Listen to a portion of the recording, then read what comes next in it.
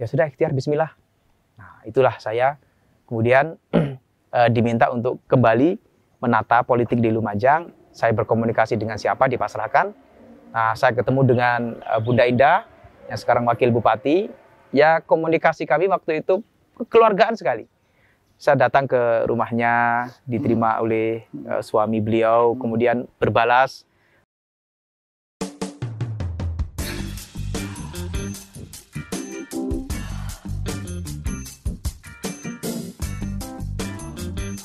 Apa ya, itu yang akhirnya saya dengan Bunda Indah ini, chemistry-nya untuk bersama itu saling menjaga. Jadi karena terbangun dari awal ya? Iya, dari awalnya pertemuannya kekeluargaan. Ya. Waktu itu Bunda Indah belum punya rekomendasi partai. Nah, berbincanglah kita mana partai yang sekiranya bisa bersama-sama. Saya sampaikan tidak perlu banyak partai, yang penting kita bisa konsolidasi bersama, kita bangun kekuatan politik. Dan betul, hanya 2 partai, PKB, saya, dan Gerindra, Bunda Indah, yang waktu itu Bunda sudah sekaligus diminta jadi ketua partai. Ya, itu 3 pasangan, waktu. 3 pasangan dan menang. Oke. Saya sekitar 43%. Jadi selisih sekitar 10% dengan pemenang kedua.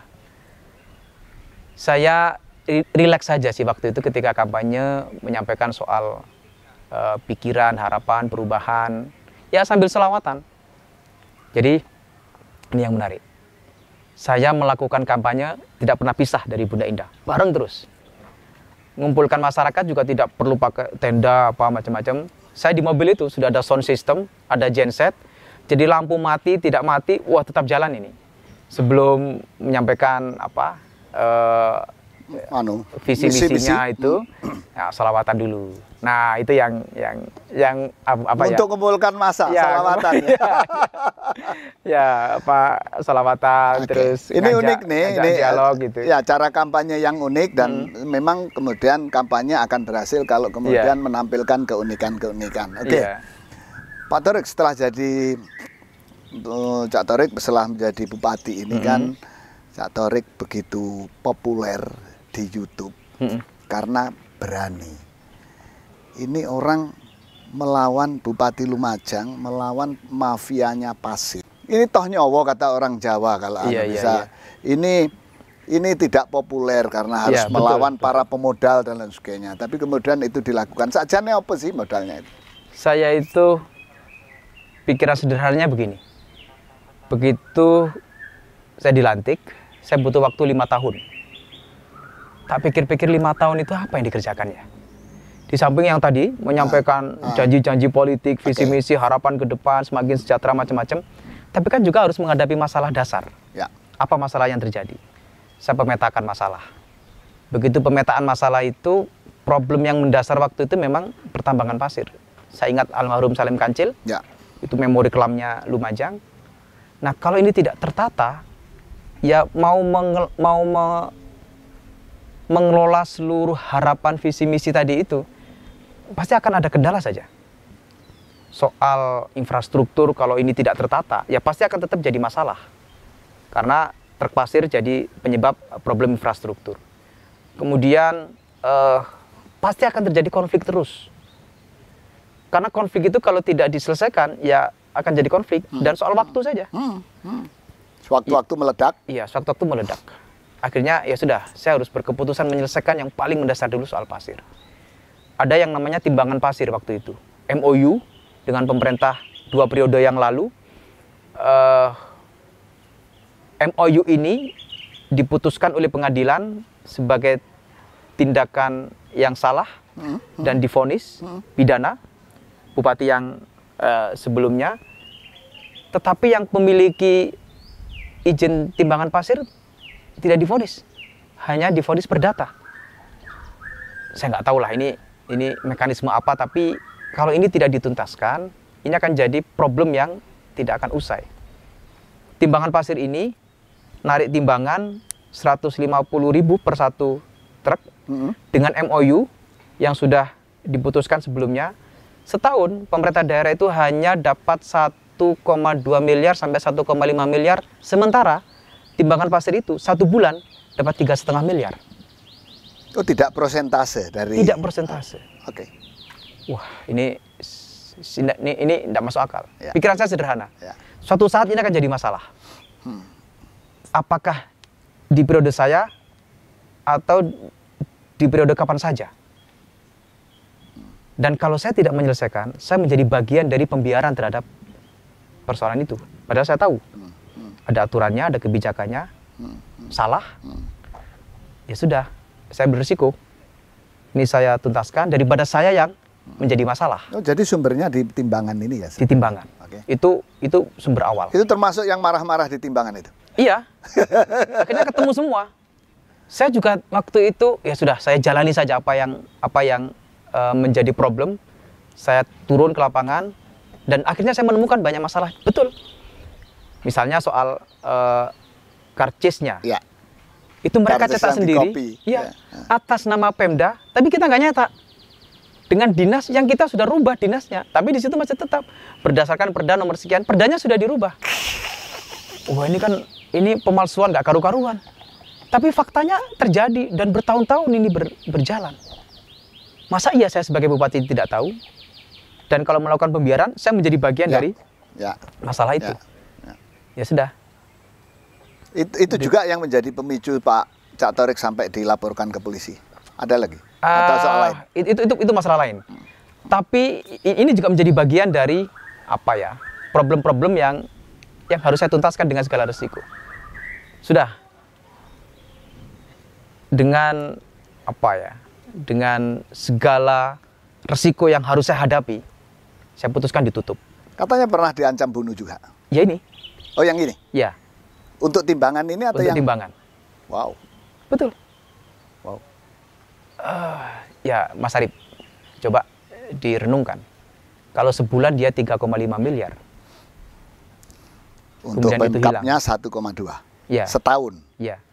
Dan 3,5 miliar dalam sebulan itu hilang. Ya, orang pasti marah. Dengan segala macam caranya orang marah. Saya di WA, mau dibunuh, mau milih mau pakai dibunuh model apa, begitu. Tapi ya enggak saya respon. Suatu saat yang saya agak berpikir yang dalam itu ketika menfoto sekolah anak saya di Surabaya. Anak saya sekolah di Surabaya yang waktu itu kelas 6 SD, karena ya harus sekolah, meneruskan supaya tidak pindah-pindah. Di foto anak saya di sekolah di sekolahan itu. Oh, sampai segitu ya? Saya kan tidak di sana. Itu kayak mafia dong. Iya, saya kan kerja mafia dong. Saya kan di sini. Ah. Sementara di sana ada kakak yang biasanya ngantar setiap hari. Tapi kan saya tidak punya pikiran apakah kakak betul-betul menjaga anak saya. Itu yang saya berpikir, masa sampai segininya ya harus saya pertaruhkan. Tapi ya sudah, saya bismillah, saya minta doa ibu. Saya minta doa lah ini supaya selesai dari masalah itu. Clear, akhirnya ini selesai. Bisa diselesaikan lah, kira-kira begitu. Ya, tidak banyak kepala daerah yang kemudian ketika mulai menjabat tahu inti persoalan yang harus diselesaikan. Dan seorang pemimpin itu intinya bagaimana dia tahu persoalan intinya dan kemudian menyelesaikan persoalan inti itu, dan dari situ kemudian dia akan melakukan hal-hal besar lainnya. Nah, kasus soal mafia pasir, tambang pasir di Lumajang ini sudah terkenal sangat luar biasa. Saya pun pernah menjadi korbannya. Iya. Aduh, investasi yang hilang di sini. Serba tidak jelas, Mas. Makanya. Jadi orang yang berinvestasi kapan dibayar, kapan uang ini balik, sudah nggak jelas. Ya, tapi betul itu. Tapi Pak Bupati bisa menata ini, itu keberanian yang luar biasa. Ini tidak banyak orang, apalagi kepala daerah yang berani melakukan hal-hal seperti ini, karena ini tantangannya bisa nyawa, bisa macam-macam, bisa karir politik, dan itu dilakukan dan berhasil. Hebat ini Cak Thorik ini. Tapi ini kan fisik ini semua. Jadi yang dihadapi orang-orang orang-orang yang telah diuntungkan dari oligarki bisnis di bidang tambang itu. Nah, kadang-kadang kan kepala daerah, orang pemimpin itu yang dihadapi juga yang non fisik juga gitu. Betul, betul. Contohnya ini dulu katanya angker gitu. Kok berani juga merombak seperti ini saya jadi kayak ini. Iya. Saya dulu itu. Ini cerita yang tadi lompat-lompat ya, tapi ikut-ikuti aja lah. Begitu dilantik, saya kan sudah komitmen sama Ibu Wakil Bupati. Kita tinggal di rumah dinas supaya kalau kita merintahkan camat untuk mereka tinggal di rumah dinas di kecamatan itu ada contoh. Nah, supaya pelayanan kepada masyarakat lebih efektif lah. Nah, tapi begitu malam pertama, yang namanya pendamping saya waktu itu masih belum ajudan.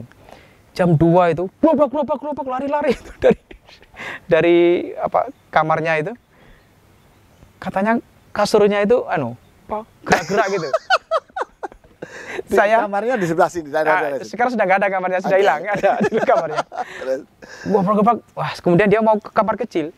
Kamar kecil itu airnya ngalir, kamarnya nggak bisa dibuka, nggak ada orang di dalam. Siapa di dalam, kan nggak ada orang. Waduh, akhirnya, nah saya sementara tidur, nggak tidur gitu, tidur bangun. Kok nggak enak ya? Sudah kita kumpul aja tidur. Sudah, jadi saya kumpul tidur satu, ya sama pendamping itu, sama. Malam pertama? Iya, malam pertama. Ya, keruntelan itu, nggak tidur di kamar. Menarik. Terus ya ini betul terjadi. Hari kedua, hari ketiga ada saja gangguan. Apa ditarik-tarik itu ya gitu ya. Tapi saya ya sudahlah, ini masa mau begini terus kan enggak. Ya tapi ya tetap tinggal di sini. Dengan ikhtiar doa sebagaimana kita sebagai santri, kemudian mungkin banyak pendapat lah yang sampai, tapi bahwa ini harus lebih terbuka, lebih terang lampunya, lebih padang, kira-kira itu supaya suasananya lebih tidak lagi suram. Nah, sekarang inilah ini tahun keberapa ditata seperti ini? Jadi ini kita sedang berbicara di satu taman belakangnya pendopo pada rumah dinasnya Pak Bupati juga. Ya. Ini keren sekali, jadi tidak banyak. Kemudian pendopo kabupaten yang kemudian halaman belakangnya indah, kayak di villa, kayak di resort. Ini anu sih ya, ini sebenarnya tidak berbiaya besar begitu, tidak. Yang penataan taman sampai sana joglo itu nggak sampai 1 M, sekitar 600 lah. Nggak banyak uang lah, nggak banyak uang. Dan saya hanya ingin kalau orang datang ke sini nyaman gitu aja. Sehingga di sini ini kadang kalau ada kegiatan saya menerima tamu ya di belakang ini. Nah, itu setelah yang ganggu-ganggu hilangnya setelah itu atau setelah dibuka ini? Ya, setelah di sini semakin banyak yang tinggal.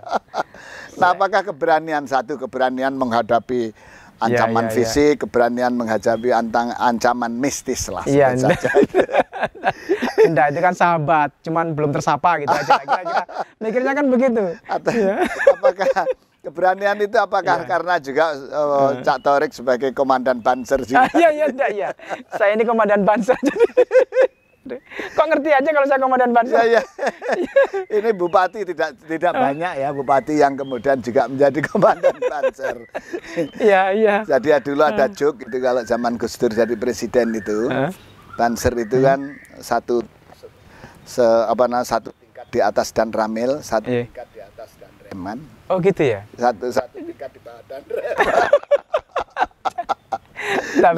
Tapi sekarang komandan Bansernya juga bupati, itu lebih maju lagi. Tapi seru dengan teman-teman Banser itu. Ya. Setiap saya kegiatan, biasanya mereka mengikuti. Begitu sudah selesai, saya mau masuk mobil itu langsung. Dan lapor Dan, ya apa? Anggota 20 Dan. Nah, saya sebagai komandan Banser kan sudah ngerti modelnya Banser. Nggak hitung dulu. Kok cuma 15? Ya, yang 5 untuk komandannya. Oh, gitu. Itulah Banser. Oke, yang pasti, yang pasti Cak Torik ini adalah bupati, kepala daerah, komandan Banser yang sangat berani dan sudah itu dibuktikan dan itu berhasil mengangkat Lumajang ini menjadi diperhitungkan lalu diperhitungkan. Jadi begini Mas Arif. Oke, tadi pasir harus dituntaskan setuntas-tuntasnya. Karena itu saya berkebijakan tidak boleh truk pasir lewat pemukiman padat penduduk supaya tidak ganggu lingkungan. Dibuatkan jalan sendiri, jalan khusus tambang pasir. Jadi truk pasir lewat jalan sendiri, tidak mengganggu lingkungan. Lingkungannya kita benahi, kita aspal yang bagus. Jalannya rusak-rusak kita perbaiki semuanya. Jadi mereka tetap nyaman bertempat tinggal, hidup di kehidupan sosial yang benar. Nah, yang bekerja tetap mendapatkan akses ekonominya. Truknya lewat jalan sendiri langsung masuk jalan nasional. Stokpel terpadu menjadi solusi dari sekian banyaknya stokpel yang di mana-mana itu, sehingga kalau stokpelnya di mana-mana itu truk yang gede-gede itu masuk. Yang 60 ton, 50 ton itu masuknya ke sana jauh. Nah, itu rusak lagi aspal. Oke, saya buat stokpel terpadu untuk menata semua ini. Ini sudah mulai pada posisi tertata dengan lebih rapi soal pertambangan pasir. PR saya masih banyak. Soal ekonomi harus terus dikuatkan. Tapi ini tadi solusi yang cerdik sekali. Karena ketika kemudian tidak ada pusat stockpile terpadu pasir itu kan truk masuk. Maintenance infrastrukturnya jauh lebih mahal ketimbang retribusinya kan? Iya, saya membangun satu ruas jalan dari 6 ruas yang rusak. Itu satu ruas jalan 9 miliar. Oke, per tahun? Bangun jalan yang rusak. Tidak per tahun? Bukan tidak perawatan? Itu kan jalan aja. Jadi kira-kira jalan itu kekuatannya hingga antara 15 sampai 20 tahun. Tapi kalau dilewati truk pasir ya nggak sampai setahun rusak lagi. Bangun jalan sampai selesai satu ruas yang rusak itu. Dari 6 ruas yang rusak, itu 9 miliar. Dapat PAD-nya dari pasir, kita ini masih 11-12 miliar. Nggak nyambung. Tapi kan nggak bisa berpikir begitu. Di sana ada ribuan orang yang bekerja. Di sana ada orang manual, sopir truk, orang yang kredit truknya itu untuk hidup harian mereka semua. Itu kan juga harus dipikir. Nah, ini siklus ekonomi yang harus tetap jaga. Kemudian mengatur bahwa seluruh tata usaha pertambangan pasir juga harus dilindungi. Nah, itu yang sekarang sedang kami tata. Sebagai bupati yang telah berhasil melampaui tahap-tahap yang krusial tadi, apa yang menjadi visi yang ingin dicapai dari sisa? Saya ingin sampaikan begini, yang visi tertulis yaitu sebagai sebagai administrasi kita di kantor. Saya hanya berpikir yang aja ini yang jadi pikiran terus, yang tiap malam jadi pikirannya Cak Torik. Kita ini Lumajang dianugerahi keindahan yang luar biasa di sektor alam. Kemudian tanah yang subur, ada banyak area yang irigasinya sangat bagus. Itu artinya kalau kelebihan ini tidak dioptimalkan, ya akan begini-begini saja. Sudah, saya akhirnya fokus pada 2 hal. Satu, sektor pariwisata, yang kedua pertanian. Dan menggabungkan 2 hal ini menjadi eksplorasi keistimewaan Lumajang yang betul-betul bisa mesejahterakan masyarakat. Syukur-syukur kalau penggabungan ini real nyata bisa dilakukan dengan cepat. Lumajang itu punya Semeru. Di sekitarnya ada Danau Ranupane, Danau Ranudekulo, Danau Ranukumbolo. Sudah pernah ke Ranukumbolo belum? Belum. Nah, itu harus ke sana itu. Saya juga belum sih. Enggak, cuman selama ini Ranukumbolo dan sebagainya kan pintu masuknya dari Probolinggo maupun Pasuruan kan? Iya. Orang kalau mau naik ke Semeru, itu sebagian besar lewat Malang. Baik stasiun Malang maupun pesawat bandara di Malang. Karena lebih dekat lewat Tumpang. Tetapi hari ini akses yang dari Lumajang itu jauh lebih baik dan jauh lebih indah karena mau ke Ranupane itu melewati 20 kilo area hutan tropis. Betul. Namanya ireng-ireng. Hutan Taman Nasional betul. Sewaktu-waktu bisa melintas macan kumbang. Banyak. teman-teman yang ketika jalan itu sore itu, Ya, kebanyakan sore, macan kumbang melintas di jalan. Jalannya udah outmik, udah bagus, udah jauh lebih enak. Itu yang dulu terputus, tidak ada jalan itu. Sekarang sudah terbuka. Nah, ini harus dioptimalkan. Saya menyadari bahwa hari ini Bromo sebagai wisata yang sudah kelas dunia itu menurut saya amat sayang kalau ini tidak dioptimalkan menjadi daya tarik kita di Kabupaten Lumajang. Ya. Karena dari Bromo ke Ranupane itu hanya ya 15 menit, Ya. 30 menit maksimal udah nyampe. Ya. Nah, yang terakhir lah, sebagai politisi yang kemudian berjuang dari awal kemudian menjadi sekarang menjadi bupati, tentu kan masih punya obsesi. Sebagai politisi, Ya. apa obsesi terakhir sebagai politisi? Saya Misalnya tidak, pengen gubernur, pengen presiden. saya tidak punya bayangan itu ya, bayangan yang yang berlebihan dari apa yang hari ini saya lakukan. Ada sih yang kemarin ya WA ya telepon, kemarin masuk survei loh. Survei apa? Survei apa? Gubernur atau wakil gubernur? Enggak. Saya sudah jangan diganggu begitu dulu. Kalau jangan diganggu dulu berarti ada Ya, saya harus menyelesaikan Lumajang dari problem yang sudah ada solusinya tadi menjadi keunggulan yang betul-betul nyata terjadi. Pertanian harus kami ungkit lagi. Misalnya pertanian yang lebih variatif. Ada pertanian buah, agro, kemudian kemitraan harus ada. Dan ini perlu dirintis. Karena sekali lagi kalau ini tidak dimulai ya tidak akan ada perubahan yang besar. Oke, berarti ya ini masih pengen secara kepemerintahan masih pengen bagaimana Lumajang itu menjadi lebih baik. Ya kira-kira begitulah itu jawabannya wartawan kira-kira bisa dipahami sendiri lah kira-kira begitu. Karir politik ini dulu lah kan. Bahwa nanti ada nasib lain itu soal nanti kan. Pak, yang terakhir saja ini terakhir. Tadi kan kemudian fokusnya untuk mendevelop pariwisata dan agro yang menjadi keunggulan Lumajang. Dan itu hanya bisa terjadi karena Lumajang punya potensi itu. Cuman akses dari Lumajang, luar kota ke Lumajang itu kan masih belum bagus. Kita lihat tadi di jalan ada pelebaran jalan, tapi menurut saya itu belum cukup lah. Orang masih terlalu lama kalau ke Lumajang. Nah, ada inisiatif nggak nanti minta tolnya dipecah ke sini? Sudah diputuskan Presiden sebenarnya. Perpres 80 tahun 2019 itu ada keputusan Presiden untuk jalan tol Probolinggo Lumajang. Sebenarnya sudah dimulai inisiasi itu di awal tahun 2020. Tetapi ya kita tahu 2020 pandemi Covid mulai banyak ya, mulai merebak dan itu semua menghilangkan seluruh imajinasi kita tentang progresivitas infrastruktur. Aduh, ya sudahlah. Ya nggak apa-apa. Ya. Akhirnya waktu itu saya menyampaikan yang urgent dulu deh. Apa yang urgent? Pelebaran jalan nasional. Jadi akhir tahun ini pelebaran jalan nasional sampai nanti di Kecamatan Ranuyoso perbatasan Lumajang Probolinggo itu selesai sudah. Itu lebih visible untuk hari ini kita harapkan. Begitu. Lebih realistik. Lebih yang bisa kita kerjakan di depan mata. Betul. Oke. Terima kasih Cak Thorik. Ini perbincangan yang sangat luar biasa. Banyak hal yang kemudian kita belum tahu menjadi tahu. Betul. Dan mudah-mudahan kita sangat senang melihat kemudian ada potensi-potensi muda, pemimpin politik muda yang nanti ini masih punya masa depan bagus, yang konkret hasilnya. Hanya di ngopi ini, ngobrol penting itu dan ini bareng Cak Thorik, Bupati Lumajang. Terima kasih Mas Arief.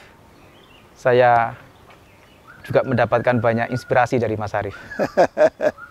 Terima kasih atas pembelajaran semua sekian waktu ini. Terima kasih.